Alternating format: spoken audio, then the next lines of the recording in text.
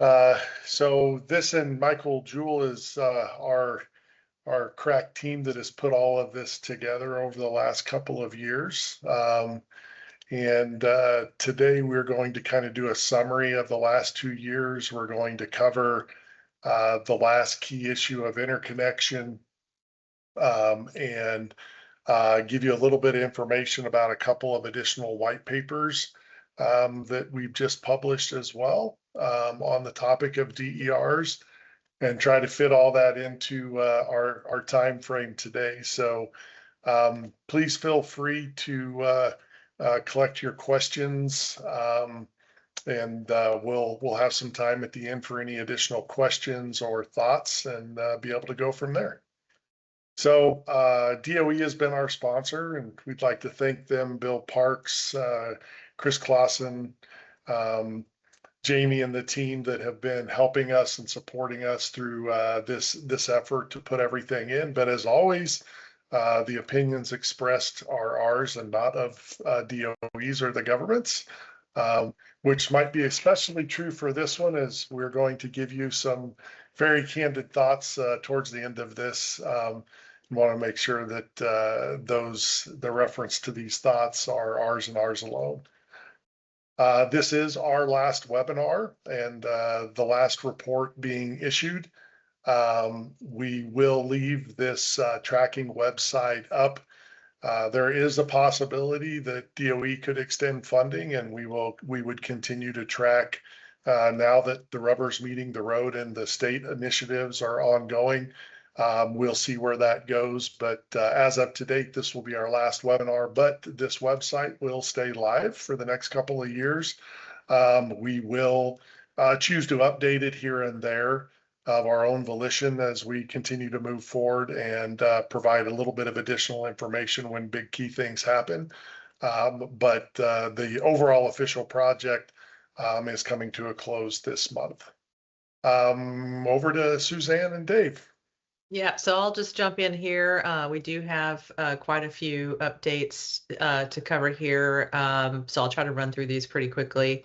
First one is really just an SPP compliance filing made to FERC, and those were on some non-controversial changes that had been directed by FERC. Next item is, of course, that Governor Spanberger recently signed legislation passed in the Commonwealth of Virginia that establishes a distributed energy resources task force. And that group is beginning to work now. So next slide, please. There have been several executive orders issued among the states related to DERs, and particularly on VPPs. And so the first one we've got here is in Massachusetts, Maura Healey issuing an executive order directing new energy resources to come online, including VPPs, managed EV charging, energy efficiency, and DR.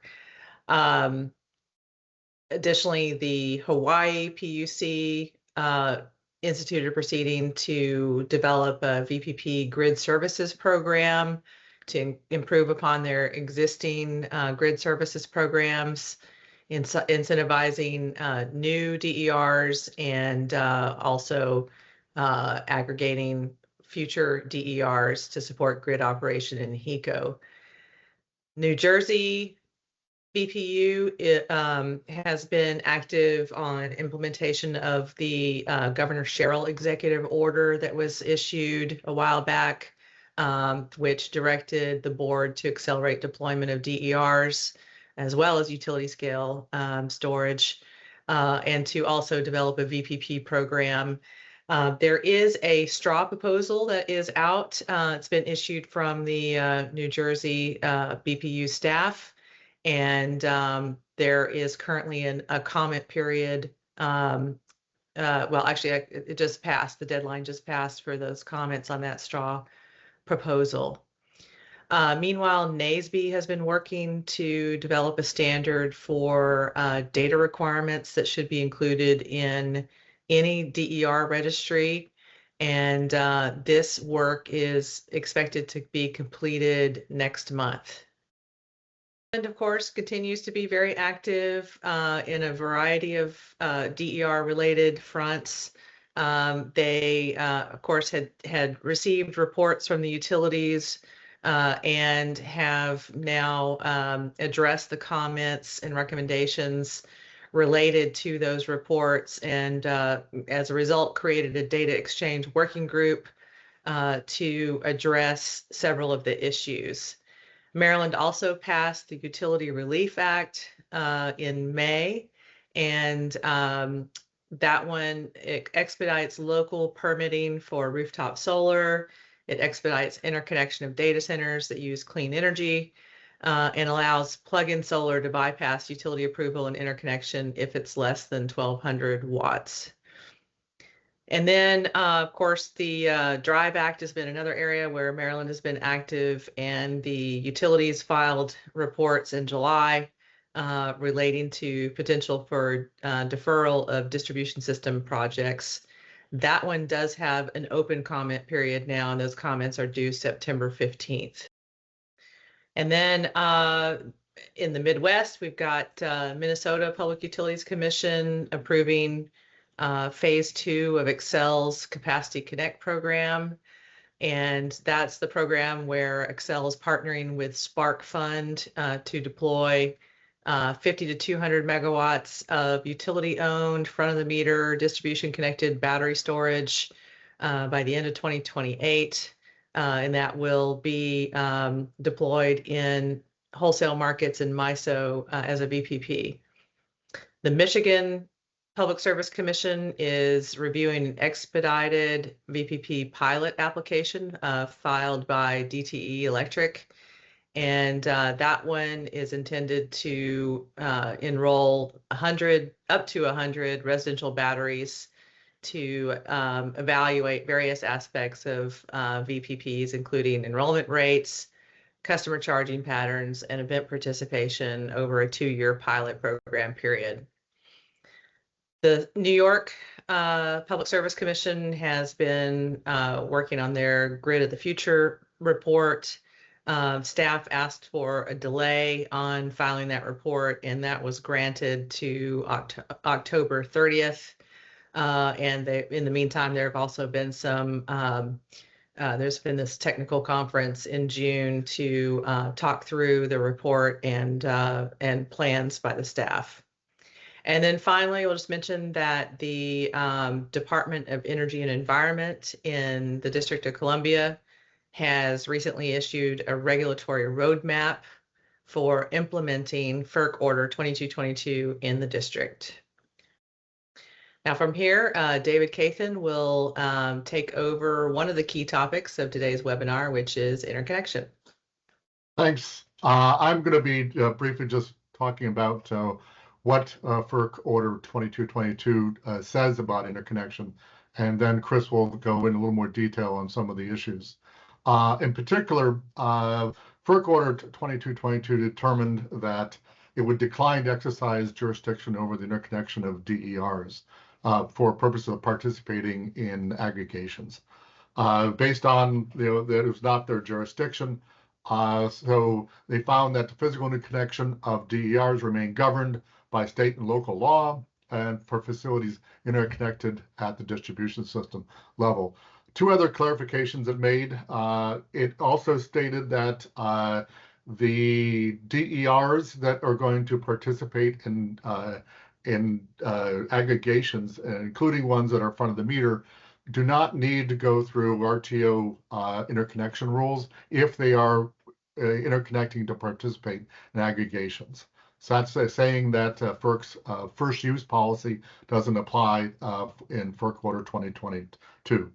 And then secondly, it said that there's no change in the requirements for qualifying facilities. As far as RTO ISO compliance with the order, it was relatively non-controversial. All the RTOs and ISOs complied and provided, their input, and FERC has approved all of them. As far as rear activity on interconnection, many states are modernizing their small generator interconnection procedures to ensure that interconnected DERs can participate effectively in wholesale DER aggregations and VPPs. Various things they're working on is rules on how to streamline review procedures, how to reduce queues, how to improve hosting capacity, incorporating advanced inverter capabilities under IEEE 1547/2018, and to also enable various aspects such as limited export interconnections. And so a growing number of states are in the process of doing that. It includes California, New York, Massachusetts, Maryland. However, few states have directly, when they're looking at interconnection, have gotten into the specifics of DER aggregation as it would be for participating in RTO and ISO markets. And this will switch over to you, Chris. Dave, just before you stop, can you give a little bit of color on the District of Columbia regulatory project? Sure. Yes, I actually led that project, and it was just released about a week or so ago. What I was asked to by the District of Columbia's DOE was to analyze the various regulatory options and policies that should be adopted in order to facilitate and implement Order 2222 in the district. And so as part of that project, I identified several core policies that are necessary, not just in a district and probably applicable in most jurisdictions, that absolutely need to be looked at, such as dual participation. So that report is now available on the DOE site, and I believe it's also on the CUS site also, people are interested. Thanks, David.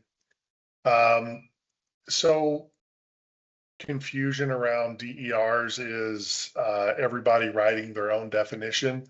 We're going to focus on the two at FERC and NERC. Obviously, FERC's role is markets, and the FERC definition includes demand response that was very clearly part of their initiative and mandate to enable anything at the distribution level to be aggregated. The NERC definition is narrower. It includes their DER definition is strictly for only injecting resources, as those are the things that can inject power and affect safety and reliability in that part of the scope of NERC.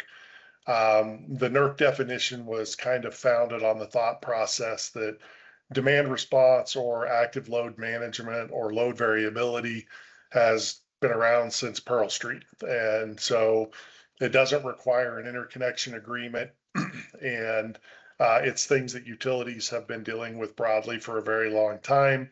And with, over 20 years of demand response programs and development and things that have been going on, the NERC definition focused only on the DERs and the injecting capability because of the safety reliability concerns that comes with that, and talks through the interconnection agreement.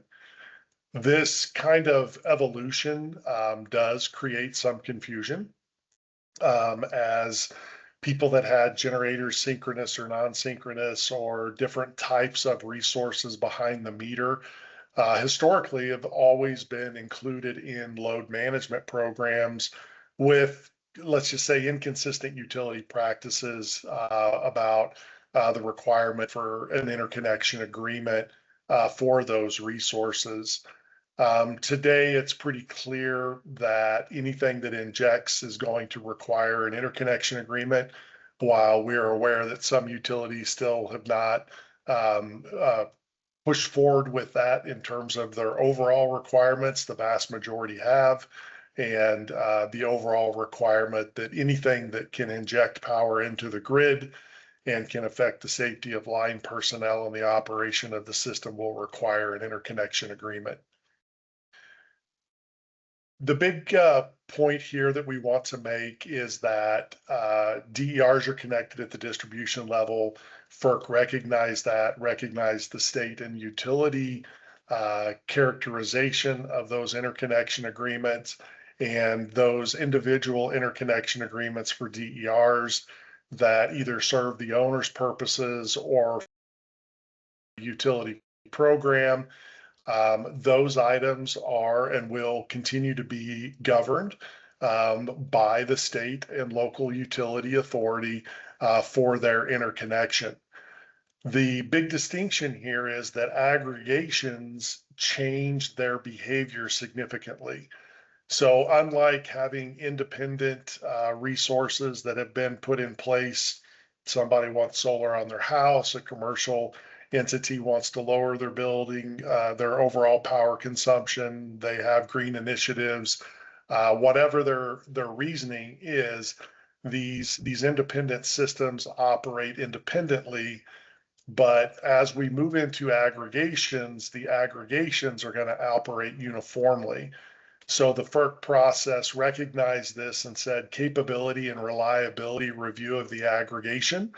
And while there is no need for an interconnection agreement for an aggregation, because all of these are already interconnected and have their interconnection agreements to be able to participate, a study by both the local utility and or the ISO RTO is necessary, because when you put a large group of these things starting to act uniformly, it could have very different effects on the grid. And the simple analogy is you put 20 people on a rope and everybody independently pulls in different directions versus all of them acting uniformly, pulling in a single direction to meet a single goal, has a very, very different impact than random actions taken by random systems. And so the capability and reliability review process, while it's not an interconnection agreement, that overall study process will need to recognize the very distinct difference of all of these resources acting uniformly versus randomly. Again, with the overall piece of this, there is not an interconnection requirement for the aggregations, but the utilities and ISOs and RTOs will be able to study these to make sure that they don't have negative impacts when they're operating in a uniform fashion. And I'll take over. Dave, yeah. So now shifting into now with the issue, what's the status of Order 2222 compliance? And this slide is a graphic that shows where each of the 6 RTOs are on their compliance. The bottom line is that all of the RTOs have achieved full compliance with FERC. It took several years, especially looking at SPP and NISO, in terms of how long it took to go through several different compliance filings and orders directing further activity. But bottom line, they are all now in place. The most recent one, just a few months ago, was SPP finally received final approval. So as far as the status of the implementation, not just the compliance, this slide and the next slide provides information on when the RTO and ISO will actually implement FERC Order 2222. At this point, in August of 2026, only one RTO has fully implemented, and they implemented a couple of years ago, and that's the California ISO. There are the New York, ISO New England is probably next later this year, followed by the New York ISO. They originally had proposed a similar time as ISO New England, and they actually asked for an extension to be in April. A partial implementation already due to an approval of a pre-Order 2222 aggregation they had filed for and got approval from FERC. The last 3 RTOs are a little longer in what time they will be implementing. Will be implemented in stages. But bottom line is that everything will be fully implemented by February 1st of 2028. MISO, again, is also doing a phased implementation where a small partial implementation for certain programs and resources will be happening next year in June, but full implementation won't happen until 2 years later in June of 2029. And finally, the Southwest Power Pool will be implemented in the second quarter of 2030. So what is the status of RERAs, i.e. state and local regulators, in implementation? At this point, only a few states have taken action on implementing FERC Order 2222. Maryland, Pennsylvania, and New Jersey have all initiated proceedings to implement Order 2222. And of these three states, Maryland and Jersey are the furthest along. And it still has working on some draft regulations as we speak. But New Jersey board, based on Governor Sherrill's executive order, has been acting fast and has just recently issued a VPP straw proposal. And then their intent is to finalize or at least get draft rules and out by the end of this year. In addition, Virginia is considering FERC Order 2222 in its DER task force. It's actually consideration of Order 2222. It was embedded in the legislation setting up the task force. So they're busily working on that. They've held two task force meetings thus far, and they plan on completing their work later this year. And then finally, several other states have considered aspects of FERC Order 2222. Mostly, they are focusing on whether third-party demand response and DER aggregations can operate within their states. And that includes states like Iowa, Michigan, Minnesota, Missouri, and Wisconsin. So this is just a list of all the various orders of reports we've done over the course of the last 2 years. Starting in September of 24, leading up to the current one in July of 26. We've covered what we believe is some of the core issues that need to be addressed as part of implementation of Order 2222, whether that's dual registration, whether that's governance, whether it's coordination. So all these reports and webinars are available on the CUS website. So as we have moved through this, one of the key pieces of the continuing effort for capability and reliability review is going to be very dependent upon our ability as an industry to appropriately and effectively share data. There are two aspects of that. A registry standard, which we have been working closely with NASB and NERC on, which will come to conclusion in September and go for ratification there. The other major piece of this is the common information model. And so we've asked Scott to go through a little bit of information on the status of SIM abroad around the world, as well as what's happening here in the US. Scott? Great, thank you, Chris. So I often try to convince people to think about the SIM by offering a list of its benefits or how things might slow if you don't use it. Today, I'll be talking a little bit about where around the world it's been used and some of the benefits we might enjoy if we follow suit. So you may have read a couple of little articles that I've included in the various reports that Dave just talked about. So today is going to be a very quick overview if you're new to it, and just to give you a little update here. So the common information model is a data model, sometimes called an ontology or a semantic model. It describes objects, in our case, in the power system. It's expressed in a language called UML, which is a standard modeling language for data architects, and started in the 90s by EPRI and now is used around the world. Importantly, this common information model, which includes well over 2,000 different descriptions of different objects and their relationships, is an open source model. You can download it from the UCA International User Group, which is our user support group, and use it under that open source license. What gets a little confusing is sometimes when data exchanges are very heavily used among vendors and utilities, we standardize them through the IEC. So you may have heard about 61968 or 61970 standards for the SIM. These are particular data exchanges that pertain to maybe meter data or outage data, things like this, that help systems talk to each other. But the model itself is open source, and that's a quick overview.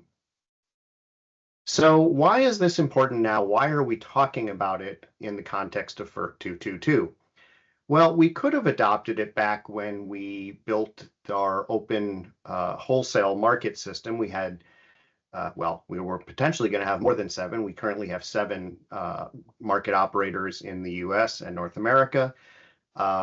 We have about 500 different transmission owners and operators and about 10,000 different generating facilities. So it would have been nice to standardize the data exchanges. Those of you who work in multiple markets have different bidding interfaces, different dispatch interfaces, all those sorts of things. It would have been nice to have done that, but we didn't, and it doesn't cause us too much trouble. But when we look at, if you click the next level here, and click one more time, I forgot why I have, here we go.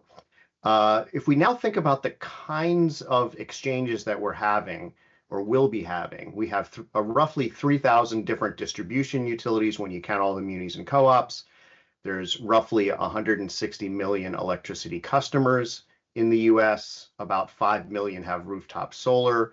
About 5 million have EVs. And if we start to count how many DERs each customer might have, thinking maybe we have 3 registered items, a car, solar, battery, maybe the 3, we may see something like 500 million devices that we need to catalog. So now we're really talking about lots and lots of data exchanges. So it's really important we standardize data sets. On the next slide, I want to talk a little bit about how Europe has approached this. Now, they've actually done this for the bulk power system. Each hour, actually, and many other times around the year, each transmission system operator, or TSO, builds a grid model for its control area. That grid model describes the equipment, the connectivity, outages, and a solved power flow. They send those each hour to the RCC, Regional Coordination Center. That group merges the models together and does an area-wide power flow. Those area-wide power flows are used for things like capacity calculation, security analysis, market operations. So across all different time frames, several times a year for planning, year ahead, 2-day ahead, and then in operational cases. I mean, this has really taken off in Europe. It's actually mandated by the European Union, and every TSO builds a model that can interoperate with their neighboring TSOs. Now they're working on distribution in parallel, but this is where we are with simply transmission. And, you know, this is lots and lots of savings. In addition to the model exchange that I just talked about, they've also standardized in Europe all of the different major market transactions. Now their market model is different. It's not an LMP style market, but it does have many similar features, balancing wholesale load and wholesale demand. Every one of the major activities in the wholesale markets across Europe has an IEC standard. Again, this is a piece of that SIM, and it's designed for a particular thing, like IEC 62325-451-3 is the transmission capacity allocation process, and it describes what data is needed from each TSO to do that process. So they've standardized not only the grid modeling, but also the market interactions. So North America is next. We've been working on this. Many of us from EPRI to the national labs have been really pushing for this. There's now a new push. And if you'd like to get involved, we're trying to build a North American profile through that UCA International User Group that we just talked about. We had a kickoff meeting a few weeks ago.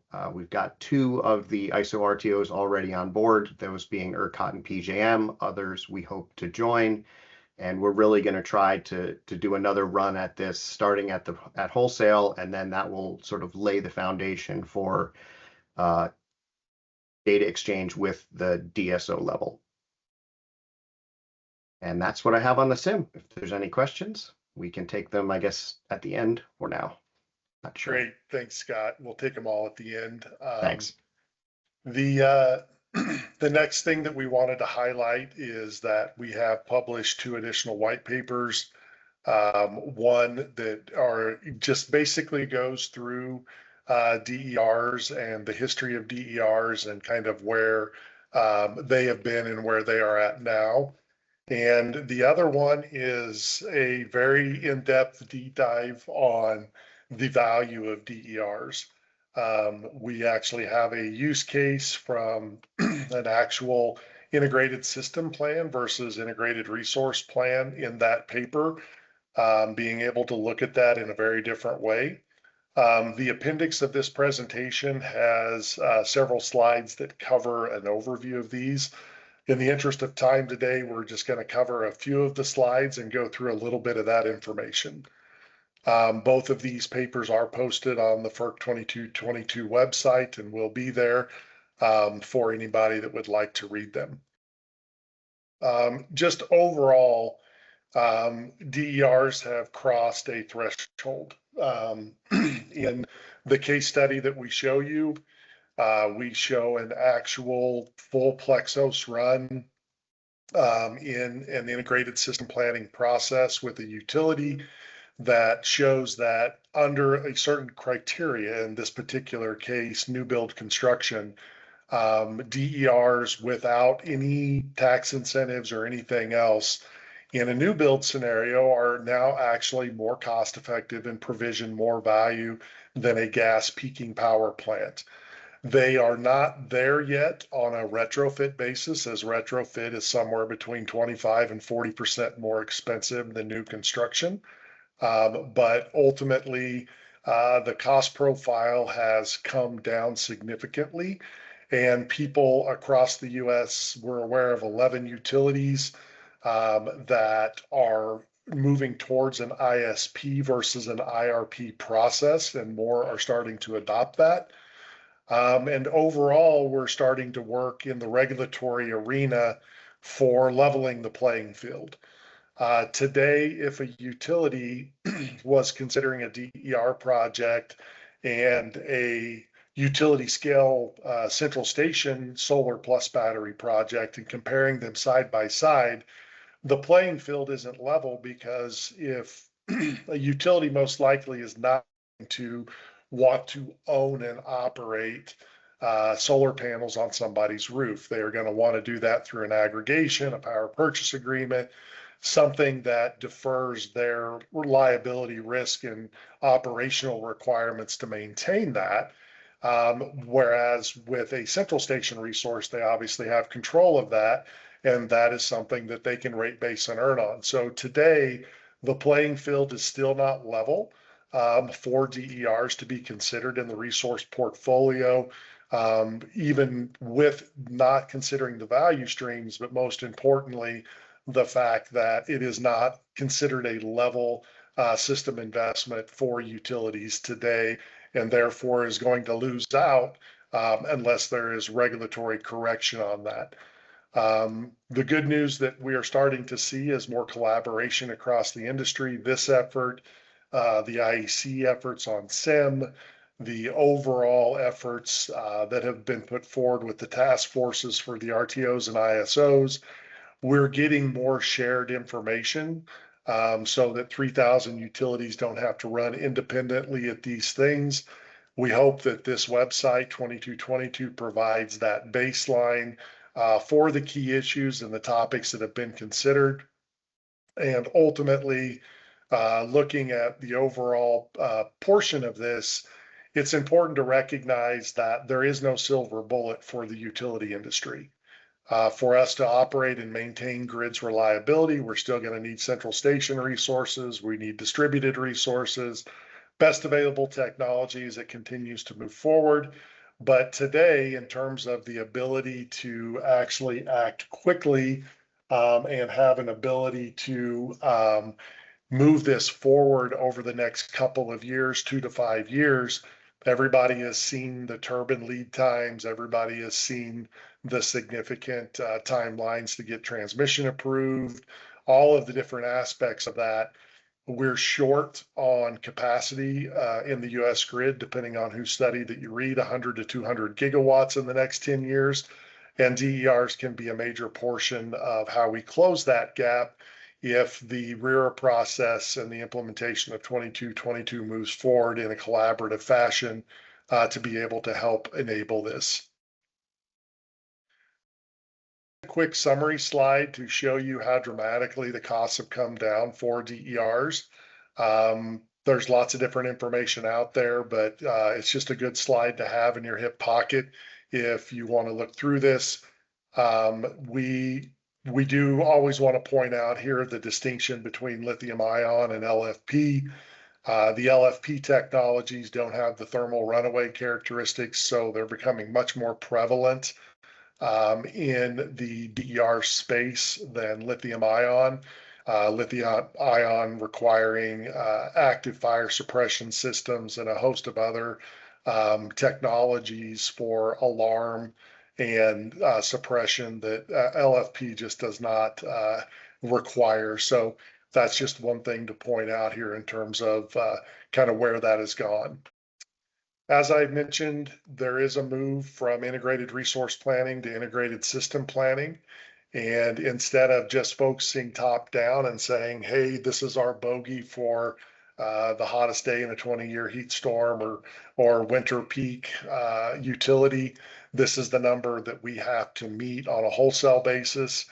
There are utilities now starting to look at this bottom up and saying, you know, we have a short-term ability to solve problems from the distribution grid up instead of from the wholesale level down. That can provide relief to the distribution system, provision a host of new capabilities like power factor correction and phase balance with these DERs that we've never been able to achieve before. And for anybody that hasn't looked into load factor and how it affects your utility, load factor has a direct linear relationship with your operating margin as a utility, and load factor is a constantly declining item.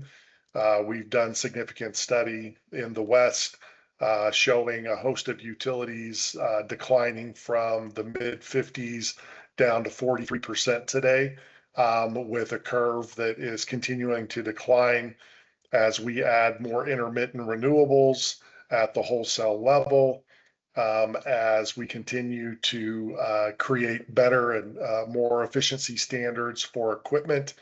The fact that we used to consider lighting a base load and now it's a fraction of the total load has removed a major base load component and made variable resources like motors for air conditioning systems, broader adoption of AC, and the inclusion of intermittent renewables is dramatically driving our load factor or system utilization down as an industry across the world.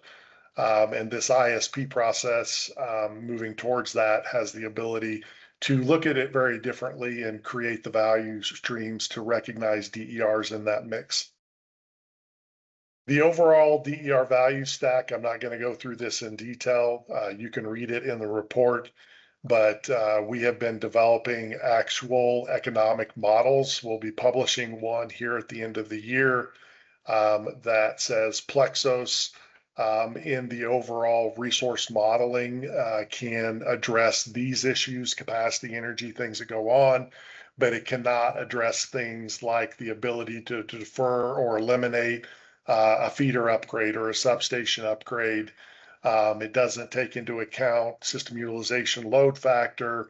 So these different pieces as an appendix to that Plexos model for ISP planning, we've been working with a couple different utilities in E3, and we'll be publishing a model to help economically be able to look at those value streams effectively within an ISP process. And overall, if you don't hear anything else today, DERs are not about renewable generation. The current political environment has made DERs almost a dirty word, which is unfortunate because DERs are much more about reliability and resiliency of our grid. They are an ability to add short-term capacity to a grid that is severely capacity constrained. And we're just not effectively looking at their overall value and recognizing them for what they are. Yes, a large majority of these things with batteries and solar are a renewable resource, which is great for our overall system, but their primary value functions are on a capacity, energy, reliability, and resiliency basis, and they have a dramatic impact to the grid overall when they are operated effectively in coordination with that grid. So we're going to wrap it up with just a little bit of history. Back in 2023, when we were kicking off a lot of these initiatives, we basically said, look, there's going to be kind of 4 phases to 2222 implementation. We're going to have a couple of years of intense back and forth with FERC and the ISOs and RTOs. That overall thought process was laid out in the DOE LBNL report in Missouri. That was kind of an initial founding report in this overall process that DOE in Missouri put together. And we are now coming to a conclusion of this phase with all of the ISOs and RTOs getting approval for their structures, and that legislative regulatory process at the federal level is coming to an end, where now we are going to see where the rubber meets the road with all the state processes. So that overall process, when you get to the state level and over 3,000 utilities and all the different RERAs where, you know, a co-op, their RERA is the board, but they may also have obligations at the state PUC level. There is a host of different things that are going to happen across the RERA process in this over the next couple of years in this regulatory category. The second aspect of this was getting an administrative tool, much like Australia has developed in a couple of different iterations, for an actual registry that needed to be created. This overall thought process of the minimum set of data requirements that a registry should have. Again, NASB has been working on that for a couple of years, coming to conclusion next month. But the overall administration and ability to share data with the utility, the different pieces, all the different aspects of what we're doing. Registries are going to be crucial. They're a crucial part of the DOE framework and architecture for the grid of the future and how we're putting that together. This is going to be a very important part, and I hope you get to see the data set that's coming out of the NASB standard here very soon and be able to utilize that as you look at your state level or ISO RTO level efforts on a DER registry. The next piece is going to be coordination. There are a host of coordination systems out there already. All of our operational platforms are out there. They are going to be improved. They are going to have new functionality. We hope that they will start utilizing the IEC SIM for DERs to minimize the effect of what is going on there. And I should mention that we will have a full SIM mapping for the NASB data set in that standard as well, just so people have that, as well as mapping to 1547 and MOB 32.2 and a host of different things to provide base level information for the industry. And then the last aspect is going to be settlement. Obviously, this is going to be difficult as we look at 500 million things versus 10,000 generators. We're going to have a lot more stress on our settlement systems going forward. And there are opportunities across these 4 quadrants that we wanted to point out. So if we reframe a little bit, and I know we opened up in our very first presentation asking people to consider reframing how you think about 2222 rather than as another regulatory mandate. but a unique opportunity for our industry to collaborate more effectively together. 2222 put a stake in the ground and said we all need to talk about this at the same time rather than having 4,000 independent conversations and developing 4,000 independent paths to completion.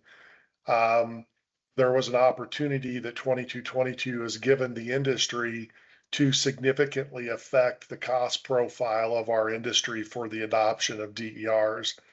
The DER registry is the first example. Different studies have indicated $20 to $40 billion of savings for this administrative tool to be able to effectively share data in a consistent fashion. The other piece of this is the overall SIM process. The fact that Europe is interchanging full system models on an hourly basis is pretty stunning. For those of us in the US, we kind of look at that and go, wow, that's just not something that we could do today. And the SIM and the different pieces of that are a very, very important part of that. So I would encourage everyone to get involved in the overall North American SIM initiative.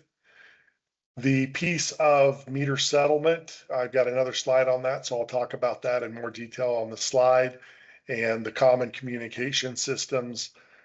Today within any state, you have the gas utility, the water utility, and the electric utility putting in independent overlapping communication systems for meter reading. Obviously, that's not very cost effective, but collaboration is hard even within a utility, let alone across utilities. It will be up to the RERA to force this kind of interaction to say, we can't burden a single homeowner with 3 overlapping communication systems. We need to do better. So as we continue to move forward and each utility goes from their AMI 1.0 to AMI 2.0, there's an opportunity at a state level to have better and much more cost-effective solutions in this process. Detailing out a little bit more about a registry, we always use the comparison of the REC tracking systems. We had over 100 initially, individual utilities, individual states, groups, regions. We have been able to reduce that to 11. But states like Missouri have 2 areas that are in 2 separate ISOs and an unrepresented area, and the REC trading systems can't effectively talk across those boundaries even within one state. And so our opportunity here is to be much better on a going forward basis and having an opportunity to work more collaboratively together around a common standard for these registry pieces is going to be crucial to the cost piece of that. The next slide talks a little bit about the meter and settlement pieces. Texas took a lead about the same time Ontario was developing their system. In our view, Texas did it wrong. They doubled the cost by having every utility have their own system and then creating a mirror of the data where there was data conflicts, different things that occurred throughout that process. In our view, Ontario did it right. The distribution utilities control their meter system, their head ends, but it feeds a single system that everybody builds from and has access to be able to settle DERs, to be able to settle demand response. There's a single point of truth for that in Ontario. And it's a model that states can move forward with as they start looking forward to the opportunity to, again, dramatically reduce costs, because settlement, again, with 500 million things versus 10,000 things is going to just absolutely hockey stick the cost of IT systems and settlement systems if we don't have a common set of data and a common single point of truth for how we're examining that data. So to wrap all of this up, the RERAs have a major role to play here. The cost savings and everything that we talk about here are going to be governed by the decisions that the RERAs choose to make. The RERAs can choose to allow independent thought processes, every utility making their own system, and therefore anytime data exchanges have to occur, there's going to be a significant cost of software interface to be able to translate that data, whether that is to aggregators, whether that is to retail electric providers, whether that is to scheduling coordinators, ISOs, RTOs, regulatory reporting, whatever those pieces are, each and every one of those is going to be a custom software interface. So the rubber is going to meet the road here in the next couple of years, and it is going to be defined by the rear as taking a proactive role in this. And it's not magic. This is just math. There is no disputing the cost savings. There's no disputing how standards will drive those cost savings. But with everything going on in our industry, the mammoth retirement curve that we're dealing with in the utility industry, there is significant difficulty in the thought process of collaboration when it is much easier for somebody in a utility to put their head down and do the thing that they need to do for their utility versus participating in a statewide or region-wide initiative to be able to do that. And the only entity that's capable of guiding that path are the RERAs in each state as they continue to look at this. So I guess our call to action here is for the RERAs to take a spin through the 2222 website, understand the issues that are coming at them, and recognize the choices that they can make to have a dramatic cost impact to lower the cost burden overall of the systems that already exist today, like AMI and the communication, as well as where the future costs are coming with settlement and the ability to exchange data more effectively between the different entities that we have across the United States and North America as we move forward through this process. Just a quick thank you. We have had tons of people across the US help us crowdsource this information. Thank you all for sharing those emails with us. Suzanne's intense effort with Michael to be able to aggregate those and put them into the tracker that's on the website, so that everybody could keep track of everything that's happening. And DOE's support, Bill Parks, Jamie, Chris, all the different folks at DOE that have supported us through this effort to try to provide this baseline set of information for folks to be able to make better decisions as we roll forward. Again, we will update the tracker here and there with key decisions that are being made and things that are happening, and there may be an opportunity to extend the project as we roll forward. We'll let you know. But with that, we will just tell everybody thank you so much for participating with us today. We hope the work that we have done has been helpful for everyone, and look forward to continuing interaction across the registry standards, their requirements for Mod 32, and future initiatives that we've already been cranking on. So with that, we'll open it up for any questions. Go ahead, Graham. I was just curious for CAISO, you have that as the only RTO that is currently fully implemented and stood up, what the participation has looked like there. And I know California has a rich history of DR, and just any differences in the style of participation or types of aggregations in the new CAISO enabled markets as opposed to what we might have been seeing through the utility programs before that. Dave, why don't you take that and maybe talk a little bit about the PJM auction as well?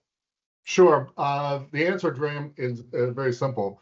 There has been no participation in the aggregation, either the version that was prior to 2222 version and the current. There's been a lot of discussion about that. The reason that has been given is that several fold. Probably the most important is that the state and the California ISO, it still has not made a decision on how and whether DERs and demand response can receive resource adequacy credits and as part of the design of the CAISO market. But there's others that are unique to California, and it was leading to the sense that there has been no participation. Now, Chris has set me up to chat a little bit about PJM.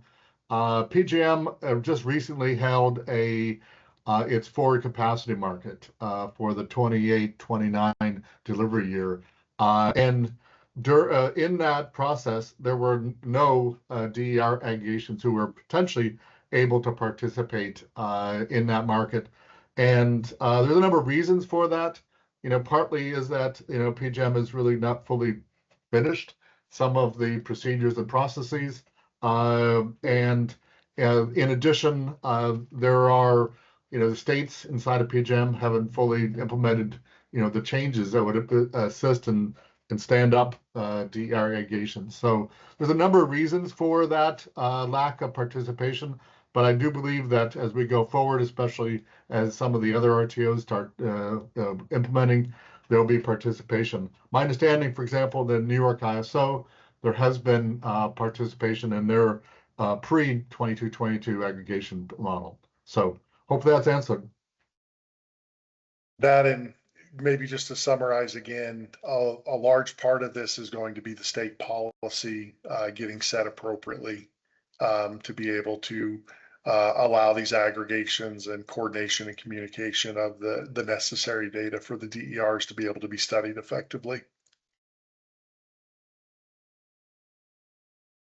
All right. Well, everyone, thank you for taking the time to join in today. And again, we hope that we can continue forward here and be able to provide some additional information going forward. A great thank you to this team that has spent an inordinate amount of time gathering this data, writing reports, doing the webinars and the different pieces. It has been a task that we took on and has been much more involved than we initially thought it would be, and it's taken a crazy amount of time to do that. And it has been all of your efforts out there in the world to send us data, help us crowdsource this information are incredibly appreciated. DOE support, incredibly appreciated. And thank you all. And like I said, the website will stay up. And the overall thought process of being able to track this, we hope will continue forward with everyone. And we hope that we can increase the collaboration, and REER's help us with getting that collaboration more effectively implemented for our industry going forward. So with that, thank you all. Thank you all very much for making time, and we look forward to future conversations.